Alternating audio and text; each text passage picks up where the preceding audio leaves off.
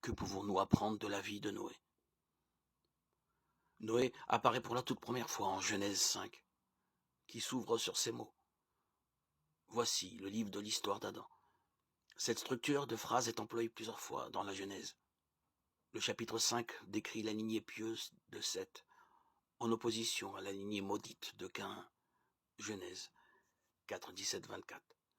Sauf si certains noms ont été omis, Noé est de la 10e génération à partir d'Adam. L'âge de 182 ans, les mères eut un fils. Il l'appela Noé en disant « Celui-ci nous consolera de notre travail de la peine que ce sol procure à nos mains, parce que l'Éternel l'a maudit. » Genèse 5, 28, 29. Dès le commencement, on voit que Noé a un rôle particulier à jouer, puisqu'il est le seul nom de sa liste généalogique dont on nous donne le sens. Son père, Lémer, l'a appelé Noé, un nom à consonance proche du terme hébreu pour repos ou soulagement.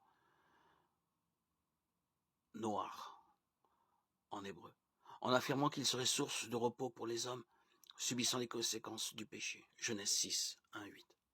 Montre pourquoi il avait besoin de repos.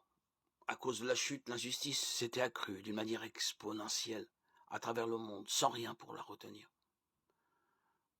Dieu condamne l'humanité en ces mots.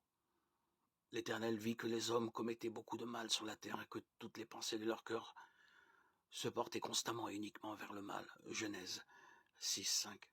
Alors, il a décidé, j'exterminerai de la surface de la terre l'homme que j'ai créé, depuis l'homme jusqu'au bétail, aux reptiles et aux oiseaux, car je regrette de les avoir faits.